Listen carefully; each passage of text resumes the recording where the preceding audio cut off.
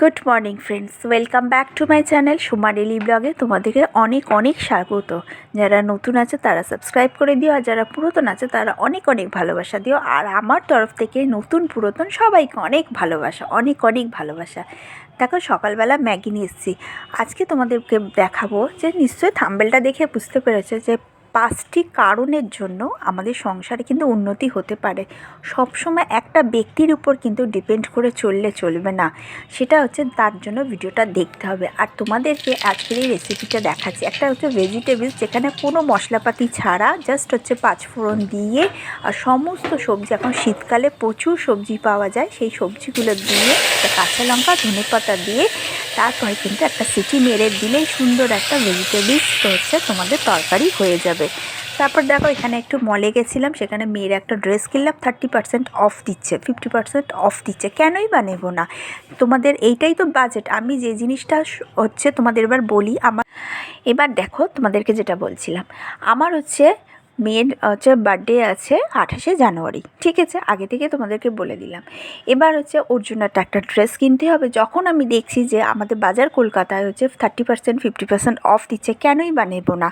কারণ হচ্ছে তোমাদেরকে বলছি, দেখো তোমাদেরকে এই ড্রেসটার দাম হচ্ছে একদম দেখাচ্ছি, দেখো 399, আরও 400। এটা কিন্তু আমার থেকে নিয়েছে 284। সেই জন্য বাজেট বুদ্ধি প্রয়োগ করলে কিভাবে সংসারে উন্নতি হতে পারে, 5টি অসাধারণ টিপস। আমরা জানো তো, আমাদের সংসারের উন্নতি আমাদের হাতেই থাকে। কিছুটা বুদ্ধি যদি আমরা প্রয়োগ করে থাকি, তাহলে কিন্তু আমরা সংসারে উন্নতি করতে পারি।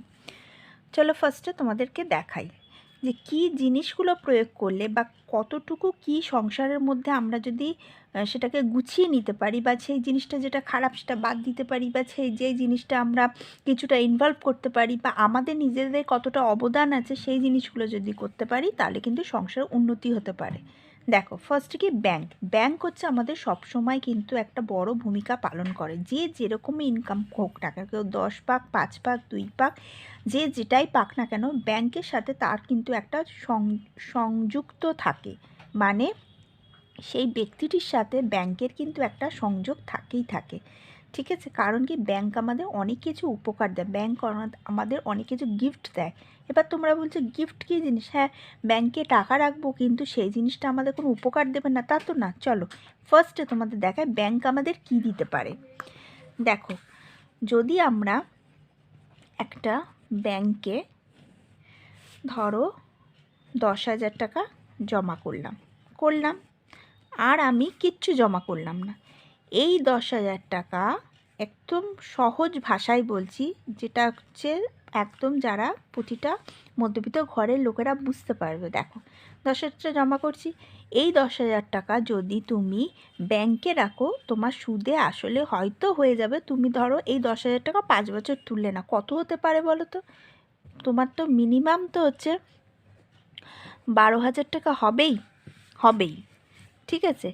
এবার যদি এই 10,000 টাকা তুমি হচ্ছে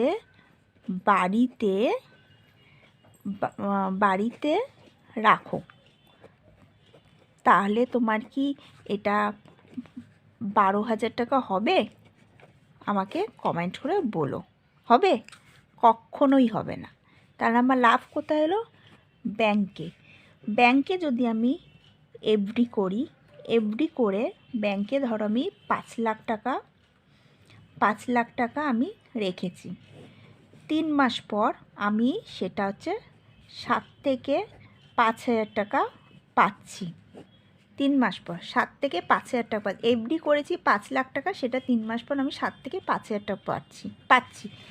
তুমি যদি বাড়িতে, প্রথমত কেউ বাড়িতে রাখেই না, তুমি যদি বাড়িতে 5 লাখ টাকা রাখো, তাহলে তুমি কি পাবে? এটাই কোশ্চেন। কি পাবে বলো? কিছু পাবে না। তাহলে আমাদের ব্যাংক কিন্তু অনেক উপকার দেয়। কি ব্যাংকের অনেক ব্যাংক আছে, যেমন ধরো SBI রাখতে পারো, তারপর হচ্ছে ব্যাংক অফ বরোদা রাখতে পারো, বিভিন্ন রকম আরও আছে, তাদের তুমি সংযোগ করতে পারো। এবার দেখো, তারপর কি, বেতন বা মাইনে থেকে প্রতি মাসে 1,000 টাকা করে ফেলে রাখবো। আমি মানে যা ইনকাম হোক কি না হোক ব্যাংকে প্রতি মাসে 1000 টাকা ফেলে রাখবো। হলো। তারপর হচ্ছে 2 নম্বর, যে কোনো ব্যবসা, কোনো প্রোডাক্ট যেটি ভালো, লোকের উপকার হতে পারে, মান্থলি 3 থেকে 4000। মানে কি বুঝতে পারলে? বুঝতে পারলে না? মানে হচ্ছে দেখো, আজকে তোমাদের ভিডিওটা সত্যিই খুব ইন্টারেস্টিং।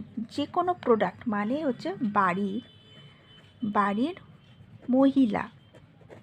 মহিলারা সবসময় আমরা কি করি, বাড়িতে বসে আজে ফাজে ফালতু আমাদের কি হয়, মাথায় একটা চিন্তা আসে তো তখন আমরা কি করি, যে কোনো যদি একটা প্রোডাক্ট আমরা বাইরে সেল করতে পারি, যেমন ধরো টিভিতে আমরা কি করছি, ল্যাকমি দেখছি, আচ্ছা টিভিতে আমরা এটা দেখছি ওটা দেখছি, কিন্তু আমাদের অনেক প্রোডাক্ট আছে যেটা আমরা বাইরে সেল করতে পারি।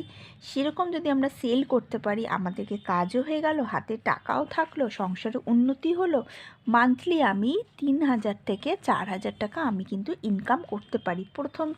প্রথম কিছু টাকা হয়তো তোমাকে 3000 টাকা কি 4000 টাকার একটা কিছু প্রোডাক্ট তুলে, কি খুব জোর হলো 5000 টাকা প্রোডাক্ট তুলে তুমি সেটাকে সেল করবে। চেষ্টা করবে তোমার লাভ যাতে 3 থেকে 4000 টাকা আসে। সেটা কিছুদিনের মধ্যে, প্রথম 1 মান্থ কিন্তু নাও হতে পারে, 2 মান্থ নাও হতে পারে, 3 মান্থ নাও হতে পারে, 4th মান্থে কিন্তু তোমার একদম হবেই হবে। ঠিক আছে, এবার চলো থার্ড, বিউটি পার্লার কি কাজ শিখে রাখা ভালো। বিউটি পার্লারে আমাদের কাজ শিখে রাখা ভালো। যদি আমার দেখা গেল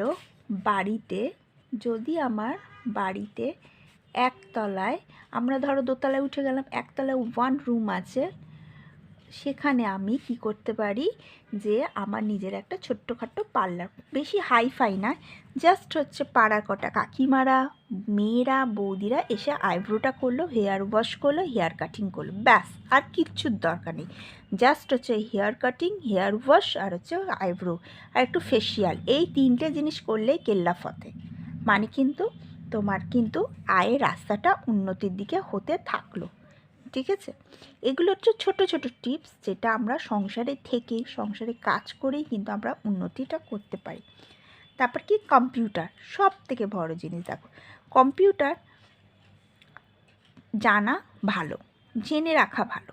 কম্পিউটারটা আমাদের জেনে রাখা ভালো। কিসের জন্য?